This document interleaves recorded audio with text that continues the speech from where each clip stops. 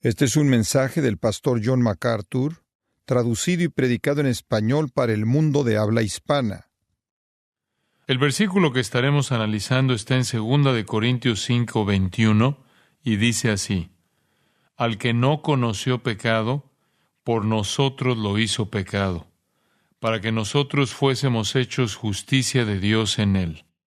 La Biblia establece claramente que todos los seres humanos somos pecadores por nuestra naturaleza y por nuestros hechos. En verdad, todos somos pecadores desde nuestro nacimiento. Por esto nacimos alienados del Dios Santo, quien no puede ver el pecado ni tener compañerismo con los pecadores. Esta alienación a causa del pecado nos priva de conocer a Dios.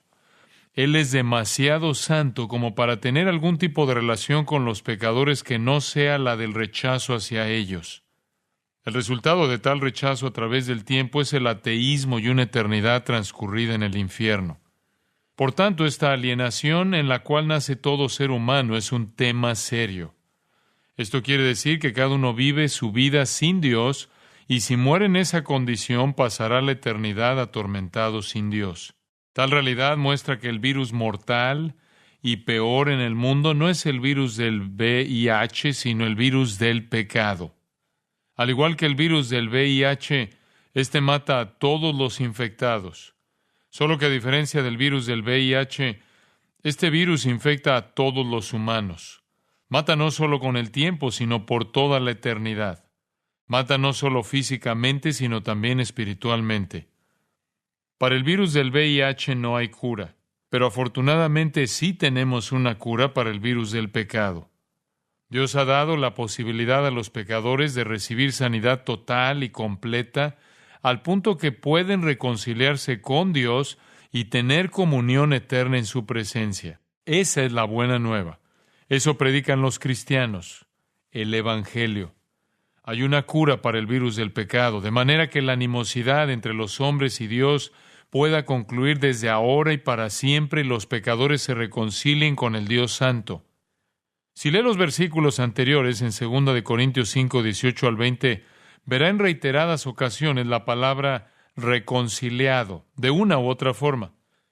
El versículo 18 dice, Dios, quien nos reconcilió consigo mismo por Cristo. El versículo 19 dice que Dios estaba en Cristo reconciliando consigo al mundo. Y al final del versículo hacemos un llamado a los pecadores. Reconciliaos con Dios. Esa es la buena nueva. La gran noticia de que no tiene que vivir impíamente a través del tiempo o en la eternidad.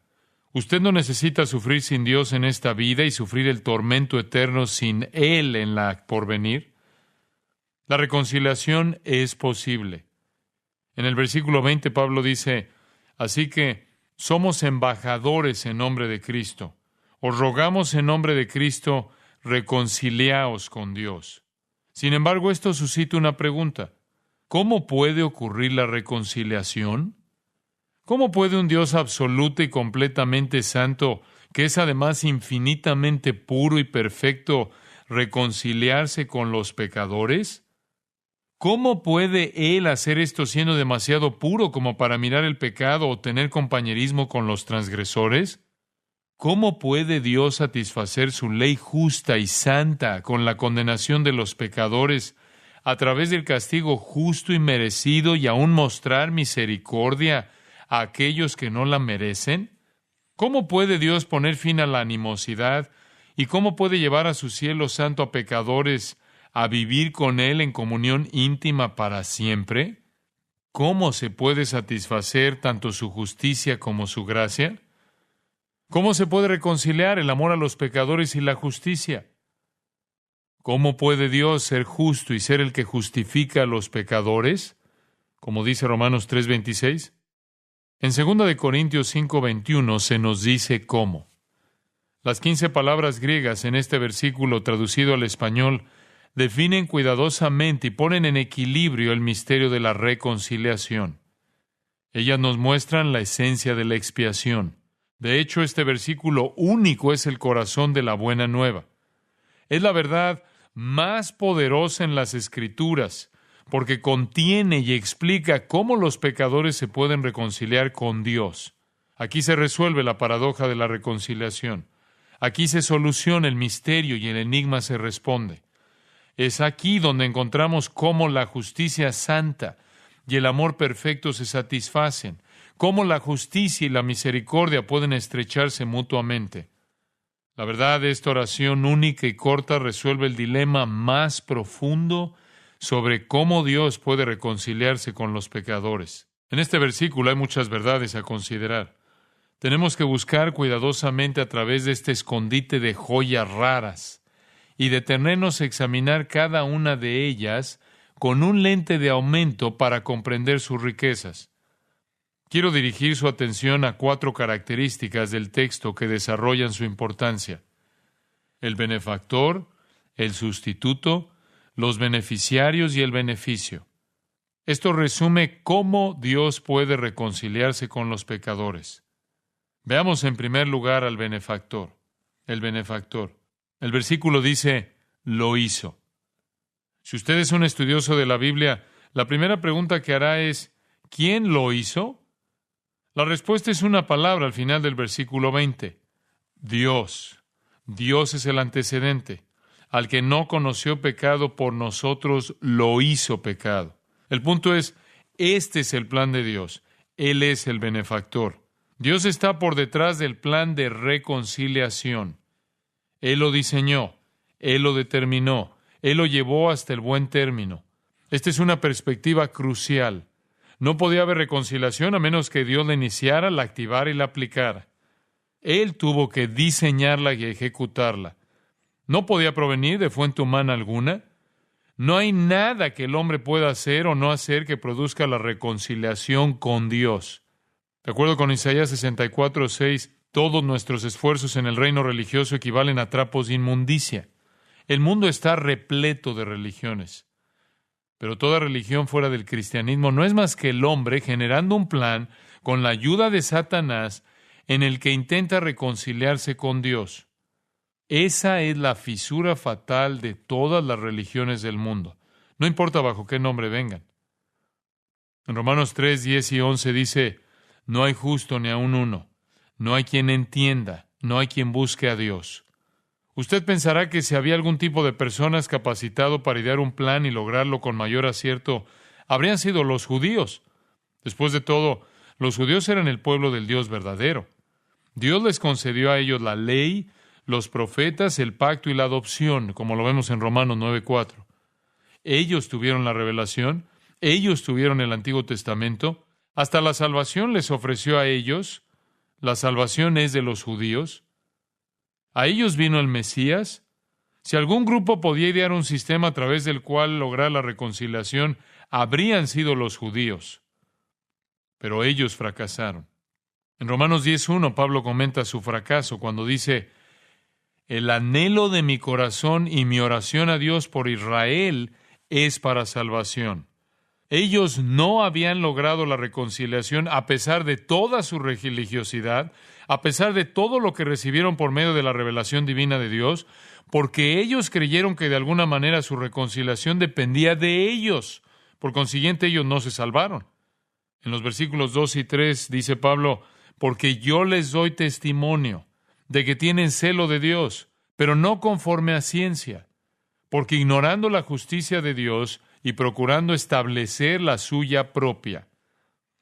Eso es la religión falsa, la religión del logro humano. Pero los pecadores nunca pueden lograrlo porque de la única manera en que puede ocurrir la reconciliación es que Dios extienda su mano a los pecadores. Y Él lo hizo. Fue Dios quien, al que no conoció pecado por nosotros, lo hizo pecado. Ese fue el plan de Dios.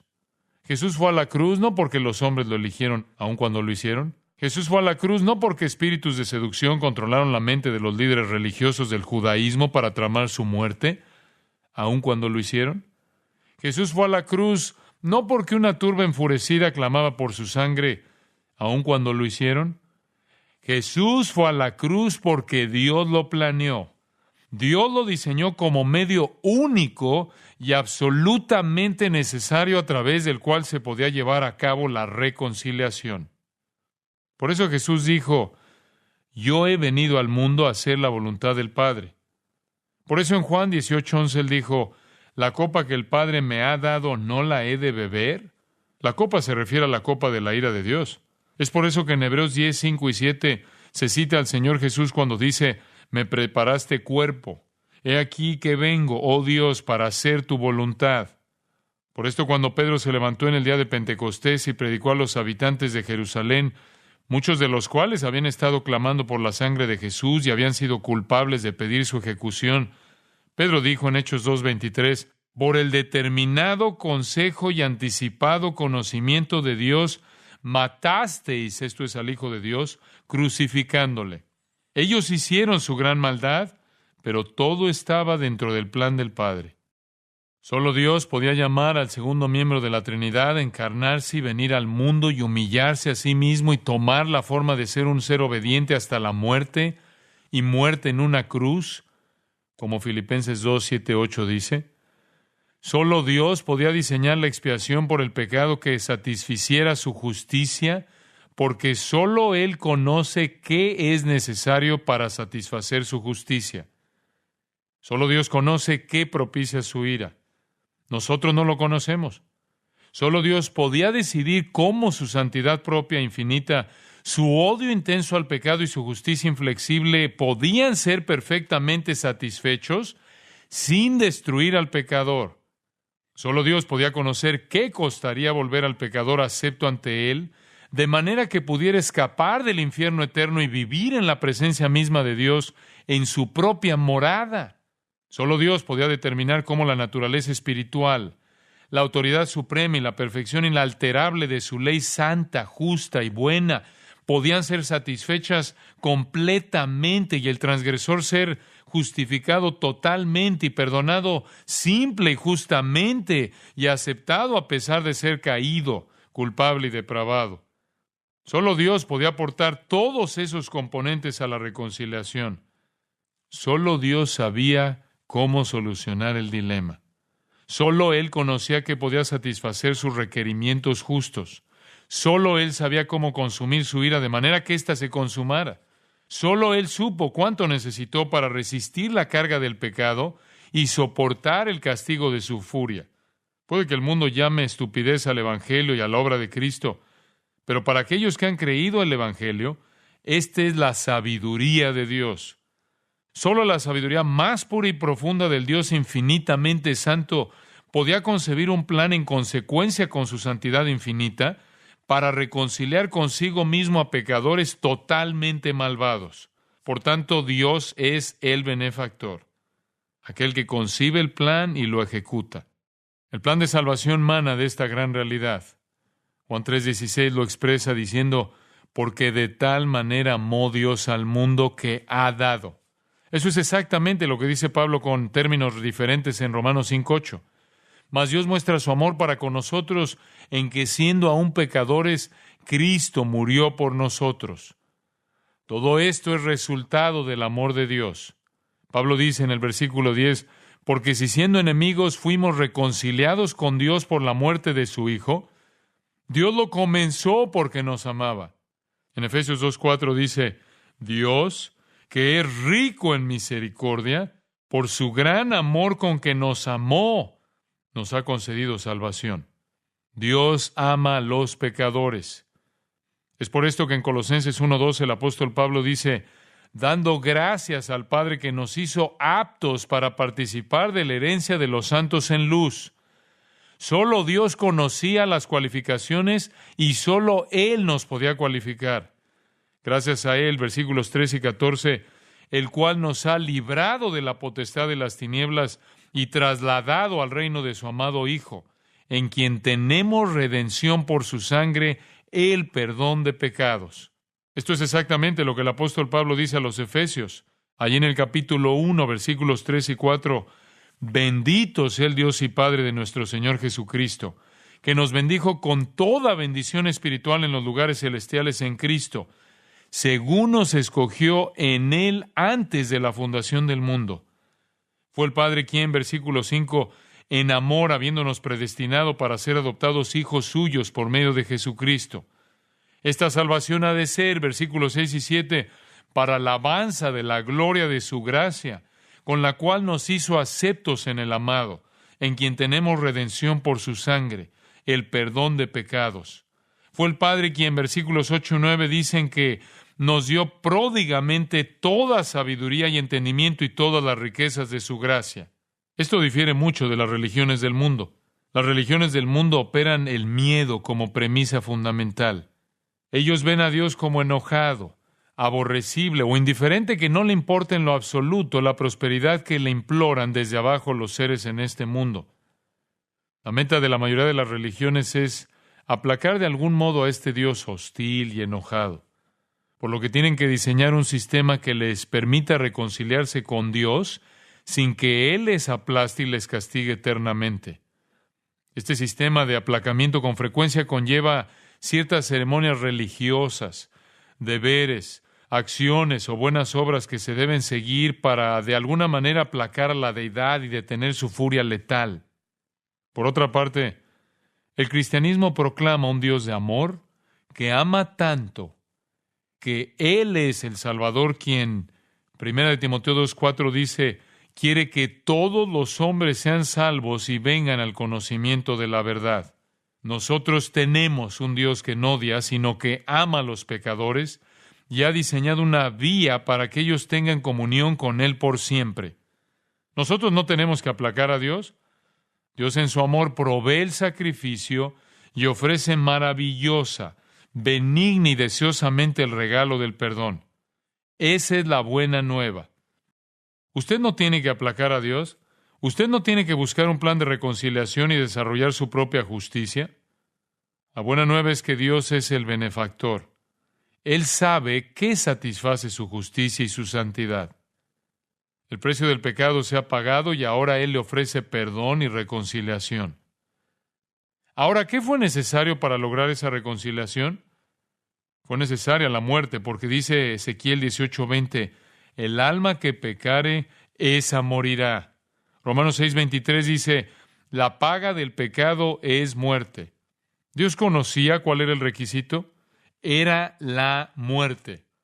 Dios clarificó este aspecto ampliamente a través de la economía de todo el Antiguo Testamento, porque los judíos pasaron buena parte de sus vidas tanto yendo a como viniendo de un sacrificio. Ellos masacraron miles de animales para tratar con su pecado. Todo esto como parte del plan de Dios para mostrarles cuán pecadores eran y cómo el pecado requería la muerte. Aquellos animales nunca pudieron borrar el pecado de ellos, pero los sacrificios continuos demostraron a la gente que la paga del pecado es la muerte.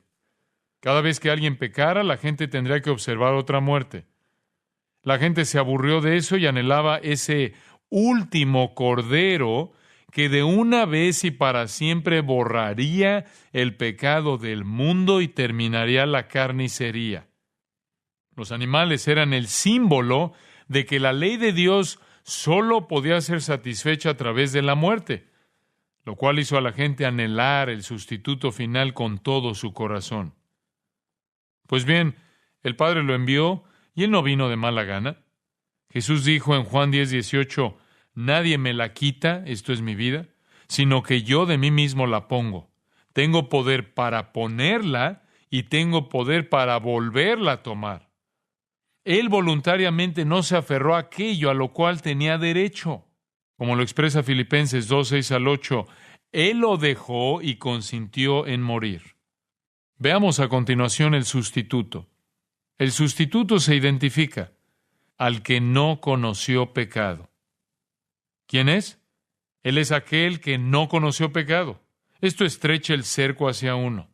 Él ciertamente no es un ser humano común porque no hay justo ni aun uno, de acuerdo con Romanos 3:10. En Romanos 3:23 dice, por cuanto todos pecaron y están destituidos de la gloria de Dios. Ningún humano cualifica. ¿Quién es aquel que no conoció pecado? ¿Quién es aquel que podía cargar por otra persona toda la ira de Dios contra el pecado, ya que no tenía que cargar los propios? Ningún pecador podía ser el sustituto y morir por otro pecador porque tenía que pagar el castigo por su propio pecado. Se necesitaba una ofrenda pura y tenía que ser un ser humano, pues el hombre tenía que morir por el hombre. Pero no podía ser un ser humano pecador, pues en ese caso tendría que morir por sus propios pecados y no podría proveer la expiación por los pecados de otro. La única manera de que un hombre sin pecado viva es que ese hombre sea Dios, porque solo Dios no conoce el pecado. Un hombre sin pecado solo podía ser Dios. Esto fue exactamente lo que Dios diseñó. La segunda persona de la Trinidad, puro y perfecto, igualmente santo que los otros dos miembros de la Trinidad, vendría al mundo en forma de hombre. Él no tendría un padre humano. José no fue el padre de Jesús y José lo supo. José nunca había conocido a su esposa de manera conyugal. Cuando descubrió que ella esperaba un niño, no podía creerlo. El ángel le dijo en Mateo 1:20, porque lo que en ella es engendrado del Espíritu Santo es. Por lo que Jesús tuvo una madre humana, quien lo hizo humano, pero Dios fue su padre, por tanto, Él fue el Dios hombre, el ser humano sin pecado. La representación del Antiguo Testamento para esto es el cordero seleccionado para el sacrificio. Tenía que ser un cordero sin mancha y sin defecto. Tenía que ser un animal perfecto, sin una marca, que representara al sustituto real que sería perfecto. Apocalipsis 5 es una ilustración maravillosa que manifiesta que nadie cualifica excepto Cristo. En su visión, Juan ve el lugar del trono de Dios, donde Dios está en el trono y sostiene en sus manos un rollo, sellado con 7 sellos, como lo dice Apocalipsis 5:1. Este es el título de propiedad del universo, en espera del futuro, cuando Dios se aliste a recuperar su universo de Satanás y el pecado. Ahora observe lo que dice Apocalipsis 5:2-4. Entonces Juan vio, y vi un ángel fuerte que pregonaba a gran voz: ¿quién es digno de abrir el libro y desatar sus sellos? Y ninguno, ni en el cielo, ni en la tierra, ni debajo de la tierra, podía abrir el libro, ni aun mirarlo. Y lloraba yo mucho, porque no se había hallado a ninguno digno de abrir el libro, ni de leerlo, ni de mirarlo. No había un solo individuo en el universo creado, hombre o ángel, que pudiera pasar adelante y ejecutar el contenido del libro, por lo que Juan comenzó a llorar. El versículo 5 dice, y uno de los ancianos me dijo, no llores, he aquí que el león de la tribu de Judá, la raíz de David, ha vencido para abrir el libro y desatar sus 7 sellos. Alguien es digno. ¿Quién es digno?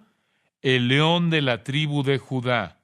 Es un hombre de la tribu de Judá, quiere decir que es un judío, pero también es la raíz de David, no la rama. No es algo que surgió de David, sino que produjo a David. Él es Dios. ¿Pero cuál es su forma? El versículo 6 dice, estaba en pie un cordero como inmolado. Solo hay uno que es digno de recuperar el universo, y él es aquel que nació como judío, como humano en todo sentido, aquel que era Dios, la fuente misma de la cual surgió David, aquel que fue el cordero sacrificado. Dios creó a un Dios hombre único, nacido de una virgen, para ser el sustituto que el plan exigía. La justicia tenía que ser satisfecha. La ley tenía que ser vindicada.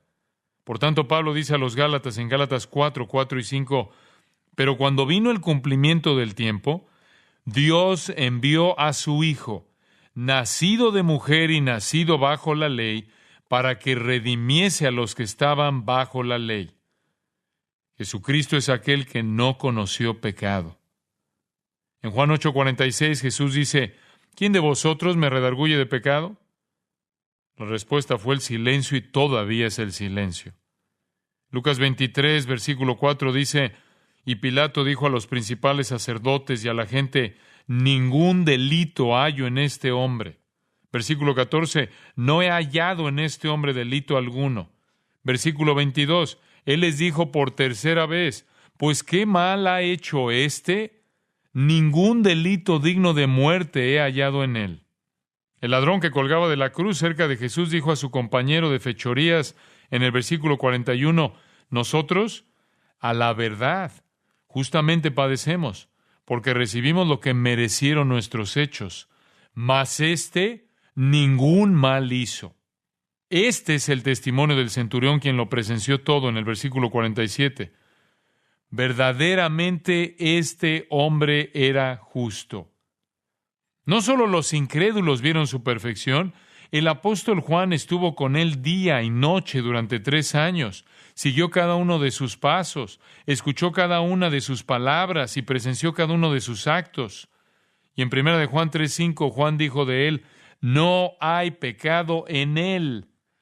El escritor de Hebreos afirma la misma realidad cuando dice en Hebreos 4:15, porque no tenemos un sumo sacerdote que no pueda compadecerse de nuestras debilidades, sino uno que fue tentado en todo según nuestra semejanza, pero sin pecado. Describe a Jesús como en el 7:26, santo, inocente, sin mancha, apartado de los pecadores. Cuando Pedro predicó a los judíos acerca de Jesús, él dijo en Hechos 3:14 y 15, mas vosotros negasteis al santo y al justo y matasteis al autor de la vida. En 1 de Pedro 1:19, Pedro también dijo de Cristo que él era como un cordero sin mancha y sin contaminación. También dijo de él en el 2:24, quien llevó él mismo nuestros pecados en su cuerpo sobre el madero, para que nosotros, estando muertos a los pecados, vivamos a la justicia. En el 2:22, el cual no hizo pecado. En el 3:18, Cristo padeció una sola vez por los pecados, el justo por los injustos. Hombres incrédulos testificaron de su pureza y aquellos que mejor lo conocieron testificaron de su pureza. Pero hay otro que dio testimonio que verdaderamente es poderoso. Ningún otro sino el mismo Dios Padre dijo en su bautismo en Mateo 3:17, este es mi Hijo amado, en quien tengo complacencia. En su transfiguración el Padre dijo, este es mi Hijo amado, con quien tengo complacencia. El Padre estaba totalmente satisfecho con el Hijo porque Él era perfecto y puro. Sin embargo, el mayor testimonio de su pureza es la ininterrumpida comunión que Él tuvo con Dios. Como lo expresa Juan 10:30, yo y el Padre uno somos. Él dice lo mismo en Juan 14:30 y 31, 17:11, 21, 22, 23. Volvamos a nuestro texto en 2 de Corintios 5:21. Al que no conoció pecado, por nosotros lo hizo pecado. Dios tenía que castigar el pecado, pero si castigaba al pecador, el pecador sería destruido en el infierno por la eternidad. Por tanto, Él tomó un sustituto, lo puso en el lugar del pecador y en cambio Él castigó al sustituto. Cristo se hizo pecado. Entonces, ¿qué significa que se hizo pecado? Primero déjeme decirle qué no significa. No significa que Cristo se convirtió en un pecador, cometió pecado o quebrantó la ley de Dios. El pasaje que he leído indica que Él no tenía la capacidad de pecar. Esto es lo que los teólogos llaman la impecabilidad de Cristo. Él no podía pecar. Él era Dios sin pecado, a pesar de que era totalmente hombre. Es inconcebible que Dios lo volviera un pecador. La idea de que Dios convierta a alguien en un pecador es inconcebible a consecuencia de su propia justicia. No se dice nada acerca de volver en pecador a su Hijo Santo. Entonces, ¿qué significa que se hizo pecado? Isaías 53 nos presenta una respuesta ahí en los versículos 4 al 6. Ciertamente llevó Él nuestras enfermedades y sufrió nuestros dolores, mas Él herido fue por nuestras rebeliones, molido por nuestros pecados. El castigo de nuestra paz fue sobre Él. Todos nosotros nos descarriamos como ovejas, cada cual se apartó por su camino, mas Jehová cargó en Él el pecado de todos nosotros. Él no murió por sus propios pecados, murió por nuestros pecados. El Señor tomó la iniquidad de todos nosotros y la depositó en Cristo. Puede que usted diga, ¿qué quiere decir? ¿No era su pecado? No, era nuestro pecado. Dios trató a Cristo como si fuera un pecador, haciéndole pagar la pena por el pecado, aun cuando Él era inocente. Dios lo trató como si fuera el pecador y lo hizo pagar por ello. Aún más, Dios lo trató como si Él hubiera cometido todos los pecados de todos los que alguna vez creerían. ¿No es esto increíble? El pecado que no era suyo en absoluto se le atribuyó a Él como si lo hubiera cometido. Ese es el único sentido en el que Cristo se hizo pecado, y se hizo pecado por imputación. El pecado se le imputó a Él. Dios lo puso en su cuenta, se lo cargó a su cuenta y lo hizo pagar la pena. Sería como que todos los pecadores del mundo cargaran todo su pecado a su tarjeta de crédito y a usted le tocara pagar la cuenta. La culpa de los pecados de todos los que en algún momento crean en Dios, todos los que en algún momento sean salvos, se le imputó a Jesucristo. Se le acreditó a Él como si Él fuera culpable de todo eso. Así que tan pronto como Dios se lo acreditó, Él derramó la totalidad de la furia de su ira contra todo ese pecado y todos aquellos pecadores, y Jesús lo experimentó todo. ¿No es asombroso que en el momento en el que estaba alienado de Dios, Él dijo en Mateo 27:46, Dios mío, ¿por qué me has desamparado? Él recibió el trato que merece un pecador, con toda la furia del castigo justo derramado en Él. Cristo fue puro personalmente, pero culpable oficialmente. Él fue santo en lo personal, pero culpable desde el punto de vista forense. En Gálatas 3:10 dice, porque todos los que dependen de las obras de la ley están bajo maldición. ¿Usted quiere tratar de ganar su entrada al cielo? ¿Tratar de reconciliarse por sí mismo? ¿Quiere hacer algunas obras? ¿Cumplir ciertos deberes religiosos y atribuirlos a algunas leyes morales o ley ceremonial? ¿Quiere lograr su propia justicia? Entonces se ha metido en un problema. Todos aquellos que tratan de reconciliarse con Dios a través de obras o de lo que hacen están malditos. Gálatas 3:10 cita Deuteronomio 27:26, donde dice, maldito el que no confirmare las palabras de esta ley para hacerlas. ¿Entiende por qué ese método lo maldice? Porque desde la primera vez que usted viola una ley, a usted se le condena. Solo con una vez. Cada vez que trata por sí mismo de reconciliarse con Dios a través de esfuerzos humanos, usted mismo se pone bajo una maldición porque solo se necesita una violación. Por esto toda la raza humana está maldita. Toda persona en toda religión sobre la faz de la tierra que trata de lograr la reconciliación a través de su esfuerzo propio está maldita. Ahora bien, esta maldición por la iniquidad conlleva un castigo que hay que pagar. Pero Gálatas 3:13 dice, Cristo nos redimió de la maldición de la ley, hecho por nosotros maldición. Ese es el punto.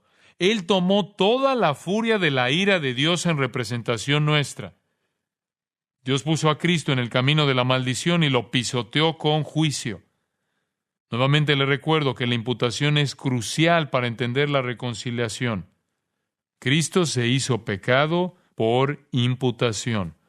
Nuestro pecado se le imputó a Cristo, así como su justicia se les imputó a los creyentes. Permítanme decirlo de otra manera. Aunque Cristo murió en la cruz, Él no se hizo malo como lo somos nosotros. Como tampoco nosotros por virtud de la cruz nos hacemos tan santos como Él es. Dios pone nuestro pecado a la cuenta de Cristo y pone la justicia de Cristo en nuestra cuenta. No porque somos tan santos que Dios está satisfecho. Es porque la pena se pagó y la culpabilidad se satisfizo de manera que Dios puede acreditarnos la justicia de Cristo. La imputación es el sentido único en el cual usted es justo a través de la justificación. Este es además el mismo sentido en el que Cristo se hizo pecado. Se hizo pecado porque Dios le acredita nuestro pecado. Nosotros somos justos porque Dios nos acredita su justicia. Yo soy un cristiano, pero no soy tan justo como para pararme como soy delante del Dios Santo. ¿Puede usted? He acumulado muchísimo pecado en mi vida y a cualquier lugar que llegue cerca del Señor tendré que decir lo que dijo Pedro en Lucas 5:8. Apártate de mí, Señor, porque soy hombre pecador. Pero Dios me mira y no me considera en virtud de mi moralidad humana. Él me considera en virtud de la justicia de Cristo imputada, la cual me cubre. Para resumir, Dios es el benefactor, Cristo es el sustituto que recibe nuestros pecados por imputación y muere por ellos en lugar nuestro. Veamos a continuación los beneficiarios. Al que no conoció pecado, dice 2 Corintios 5:21, por nosotros lo hizo pecado. ¿De quién está hablando Pablo? Es el mismo caso que la forma verbal somos del versículo 20. Somos embajadores. Igual que el pronombre personal nosotros en el versículo 19. Nos encargó a nosotros la palabra de la reconciliación. Y el mismo caso de nos en el versículo 18. Dios nos dio el ministerio de la reconciliación. Entonces, ¿quiénes son ellos? Pablo los describe en el versículo 17. Si alguno está en Cristo, nueva criatura es. Las cosas viejas pasaron. He aquí, todas son hechas nuevas. Hay una transformación. Con la salvación una creación nueva ocurre. Cambiamos. Pero aún con tal cambio no tendremos justicia suficiente para satisfacer al Dios Santo. Por eso Él tiene que cubrirnos con la justicia de Cristo para hacernos aceptos hasta que estemos en gloria y Él nos haga completamente justos. Esto es para los que estamos en Cristo, los que estamos reconciliados por los que murió. La sustitución real en eficacia fue para aquellos que crean. Él murió por nuestros pecados. Observen a continuación el beneficio. El beneficio. El final de 2 de Corintios 5:21 nos muestra el beneficio. Para que nosotros fuésemos hechos justicia de Dios en Él. ¿Cuál es el beneficio? Somos hechos justos delante de Dios. Eso hace la justificación. La justicia que se nos imputa es la justicia misma de Cristo. Pablo dice en Filipenses 3:9, y ser hallado en Él, no teniendo mi propia justicia, que es por la ley, sino la que es por la fe de Cristo, la justicia que es de Dios por la fe. Oh, Jesús es santo, pero Dios le imputó el pecado. Nosotros somos pecadores, pero Dios nos imputa santidad. El Dios muy justo demanda, para aceptar a cualquier pecador, la justicia misma que Dios provee.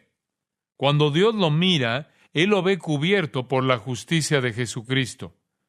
Es por esto que todos sus pecados son automáticamente olvidados en el sentido eternal, porque ya Jesús pagó la pena. Dios no lo responsabiliza nunca más por su pecado, porque Jesús pagó totalmente la pena y asumió toda la furia por la misma. Usted dice, bueno, ¿y qué pasa con los pecados que cometí antes de ser cristiano? Él murió también por esos pecados. Usted ni siquiera había nacido cuando Él murió. Todos sus pecados eran futuros. En realidad, Cristo es el Cordero sacrificado desde antes de la fundación del mundo, aún antes de la creación. El plan era que Él muriera por todos los pecados de todos los que alguna vez creyeran. Esta es la justicia de la que Pablo habla en Romanos 3. Es la justicia de Dios, aparte de la ley, versículo 21. Es la justicia de Dios a través de la fe en Jesucristo para todos aquellos que creen, versículo 22. ¿Cómo forma parte de esto? Comprende que es un pecador, está en una situación desesperada, alienado de Dios. Entiende que no tiene esperanza de reconciliación por sí mismo, que vivirá perversamente en esta vida y sufrirá el tormento eterno en la siguiente. Entonces crea que Dios mandó a su Hijo al mundo en la forma de un hombre a morir como su sustituto, que Él asumió toda la furia de la ira de Dios en sí mismo. Crea que Dios afirmó que su justicia se satisfizo cuando Él levantó a Jesús de la muerte, y cuando Dios lo levantó de la muerte, Dios se sintió satisfecho. Entonces Dios lo exaltó sentándolo a su diestra en su trono, Filipenses 1:20. Cuando la obra se consumó y cuando Jesús mismo se había ofrecido y satisfecho la justicia de Dios, nos dice Filipenses 2:9-11, Dios también le exaltó hasta lo sumo y le dio un nombre que es sobre todo nombre, para que en el nombre de Jesús se doble toda rodilla y toda lengua confiese que Jesucristo es el Señor. Esto es lo que usted cree y este es el Evangelio. Cuando cree el Evangelio por fe, Dios en su misericordia le imputa la justicia de Cristo, porque sus pecados le fueron imputados a Cristo cuando murió en la cruz. El Padre lo conoció cuando el Hijo murió. Su nombre fue escrito en el libro de la vida del Cordero antes de la fundación del mundo, y la expiación que Cristo obró fue por usted. Entonces, usted vino a creer y a recibir la justicia imputada. Ahora, usted vive en esta vida, en la presencia de Dios y finalmente en la eternidad con perfección absoluta. Eso es el Evangelio. El benefactor es Dios. Este es su plan y surge de su amor. El sustituto es Jesucristo, quien tomó su lugar. El Dios hombre perfecto. Los beneficiarios somos todos nosotros por los que Él murió, aquellos quienes crean. El beneficio es que recibes la justicia de Dios que se te imputa como si fueras igual a Jesucristo en santidad y algún día serás santo. Pero hasta entonces, la justicia de Dios en Cristo te cubre y llega a ser tuya solo a través de tu fe en Jesucristo.